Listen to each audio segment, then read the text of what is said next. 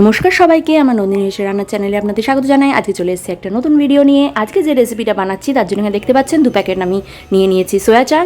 এই সোয়া চাংগুলো জানেন আমাদের এখানে আটার সাথে ফ্রি দিয়েছিল, আর বাড়িতে পড়ে পড়ে নষ্ট হচ্ছিল, কারণ আমাদের বাড়িতে কেউ সোয়া চাং খুব একটা পছন্দ করে না কেউ খেতে। তো আমি ভাবলাম এটা নষ্ট করব কেন, আজকে যে চমৎকার রেসিপিটা বানাচ্ছি সেটা বানানো যাক, আর সবাই তৃপ্তি করে খেতেও পারবে। তো তার জন্য এখানে 2 প্যাকেটই আমি সোয়া চাং বাটিতে সেদ্ধ করার জন্য নিয়ে নিয়েছি, আর এখানে দিয়ে দিচ্ছি জল। এখানে অনেকে নুন দিয়ে সেদ্ধ করেন, আমি এখানে আর নুন দিয়ে দিচ্ছি না, এখানে নুন দিলেও অসুবিধে কিছু নেই। আর এখানে মিডিয়াম ফ্লেম করে দেবো, দিয়ে এটাকে আমি সেদ্ধ হতে দেবো। আর এর জন্য আমার যা যা রেসিপিটার জন্য লাগবে সেই আনুষঙ্গিক জিনিসগুলো আমি রেডি করতে চলে এসেছি। এদিকে 1.5 খানা মতন পেঁয়াজ, একটা বড়, আর একটা হাফ যে পেঁয়াজ সেটা, আর রসুন, লঙ্কা, আদা, এদিকে ধনে পাতা। ব্যাস এই দিয়ে আমার হয়ে যাবে আজকের রেসিপি। এবার দেখতেই পাচ্ছেন এখানে কেটে নিয়েছি সবটা, কিছুটা পেঁয়াজ ডুমো ডুমো করে কেটেছি, আর 3 থেকে 4টে লঙ্কা আমি দুফালা করে নিয়েছি, আর 2 থেকে 3টে রসুন আমি কোয়া কেটে নিয়েছি দুভাগ করে, আর কিছুটা পেঁয়াজ আর লঙ্কা আমি কুচিয়ে নিয়েছি। এখানে দেখতেই পাচ্ছেন সোয়া আমার একদম সেদ্ধ হয়ে গেছে, তাই কিছুক্ষণ রেস্টে দিয়েছি। এটা থাক গরম জলের মধ্যেই। তারপর এটাকে আমি জল ঝরিয়ে নিয়ে ঠান্ডা হতে দিয়েছিলাম, আর এখানে একদম জল ঝরিয়ে নিতে হবে, একটুও জল থাকলে কিন্তু হবে না।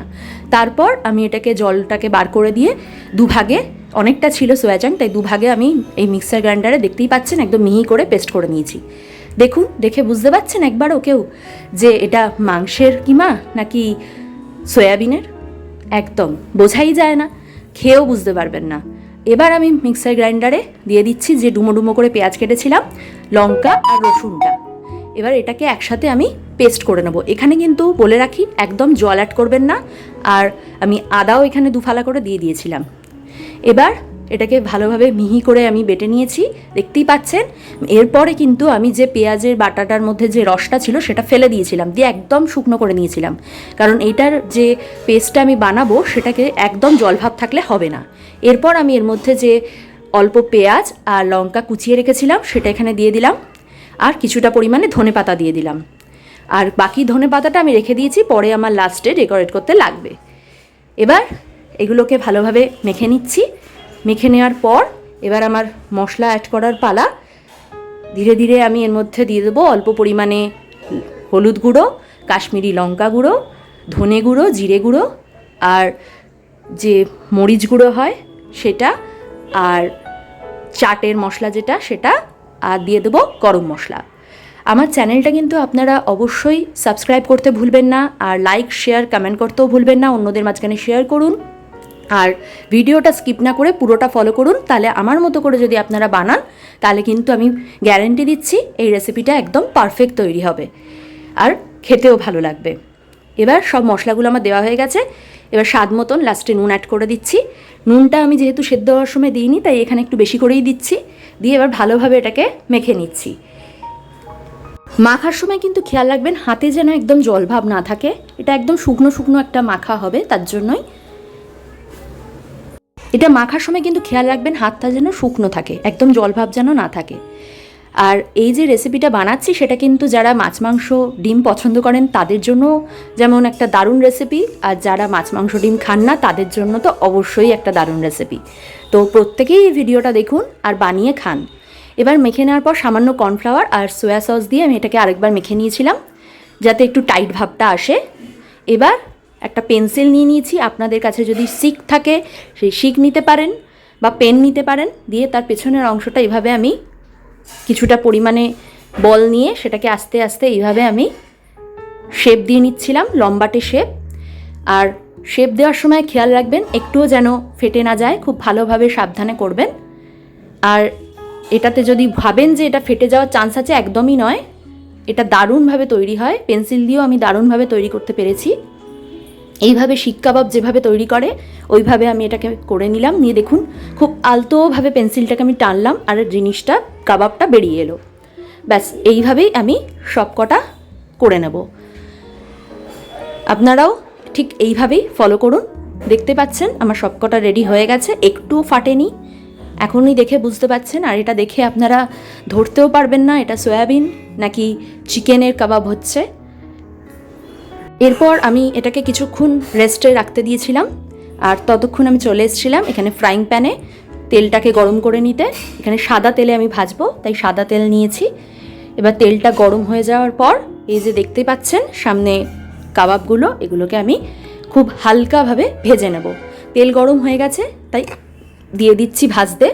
আর এক গাদা করে ভাজবেন না, তাহলে উল্টোতে আপনাদের অসুবিধে হবে। আমি দুটো করে ভাজলাম, আপনাদের করার শেপ অনুযায়ী আপনারা দেবেন। এক পিঠ হয়ে গেছে দেখতেই পাচ্ছেন, আমি তাই খুব সাবধানে আরেকটা পিঠ দিয়ে দিলাম। তেলটা ভালোভাবে গরম হতে দেবেন আর একটা পিঠ কিছুক্ষণ হতে দেবেন, তারপরে উল্টাবেন। দেখুন একটুও ফাটেনি, তেলের মধ্যে ছড়িয়েও যায়নি, কিছুই নয়, একদম টাইট রয়েছে। এবার এপিট ওপিট করে সাইডগুলো আমি একটুখানি হালকা লাল করে ভেজে নিচ্ছিলাম। বেশি কড়া করে ভাজবেন না, কেননা কাবাব হালকা হালকা ভাজাই হয়। এবার আমার ভাজা হয়ে গেছে দেখুন। এবার এটাকে আমি তুলে নিচ্ছি। এগুলো খুব নরমই হয়, একদম যে ভাজার পর শক্ত হয়ে যায় তা কিন্তু নয়। কাবাব যেরকম হয় দোকানের ঠিক সেরকমই আপনারা বাড়িতেই বানিয়ে নিতে পারবেন। দুখানা আমার ভাজা হয়ে গেছে, এইভাবে আমি সবকটায় ভেজে নেব এক এক করে। সেকেন্ড রাউন্ড ভাজতে দিয়ে দিচ্ছি, ফার্স্ট রাউন্ড ভাজা আমার হয়ে গেছে। এইভাবে একই পদ্ধতিতে আমি ভেজে নেব সবকটা। ভাজাটা দেখতেই পাচ্ছেন খুব ভালোভাবেই হয়েছে, আর বেশি কড়া করে আমি ভাজিনি। আর এদিকে আমি কিছুটা মাখন গলিয়ে নিয়েছি, দিয়ে এটাকে একটুখানি কাবাবগুলোর ওপরে আমি ব্রাশ করে দিচ্ছিলাম। জাস্ট হালকাভাবে একটুখানি ব্রাশ করে দিতে হবে। আর এদিকে আমি প্লেটে সাজিয়ে নিয়েছি কাবাবগুলো উইথ টমেটো সস। আপনারা চাইলে অন্য কোনো আচার বা চাটনির সাথেও সার্ভ করতে পারেন। আপনারা ইভিনিং স্ন্যাক্সের হিসেবে অথবা রাত্রির বেলা যদি একটু এরম ধরনের খাবার খেতে ইচ্ছে হয়, আপনারা অবশ্যই বানিয়ে দিতে পারেন। বাড়িতে গেস্ট এলে তো দারুণ ব্যাপার হবে, তারা ধরতেও পারবে না এটা কিসের কাবাব বানিয়েছেন, যদি না আপনারা বলে দেন। এইভাবে ব্রাশ করে নেওয়ার পর এখানে ওপর থেকে জাস্ট ডেকোরেট করার জন্য আমি বলেছিলাম যে কিছুটা পরিমাণে আমি ধনেপাতা সাইড করে রেখেছি, সেই ধনেপাতাটা আমি ওপর থেকে একটু ছড়িয়ে দেবো। ব্যাস, তাহলেই আজকের রেসিপি রেডি, সয়াবিনের কাবাব। দেরি কিসের, এই রেসিপিটা দেখা মাত্রই আপনারা এটা ট্রাই করুন আর বাড়ির সবাইকে পরিবেশন করুন। আমার সার্ভ করার জন্য রেডি হয়ে গেছে। আমরা কিন্তু রাত্রিবেলা হাক্কা নুডলসের সাথেই এই রেসিপিটা ট্রাই করেছিলাম। সবাই কিন্তু খেয়ে বলেছে একদম চিকেনের কাবাবের মতনই হয়েছে। তো আপনারা দেরি করছেন কেন, বানিয়ে ফেলুন ঝটপট।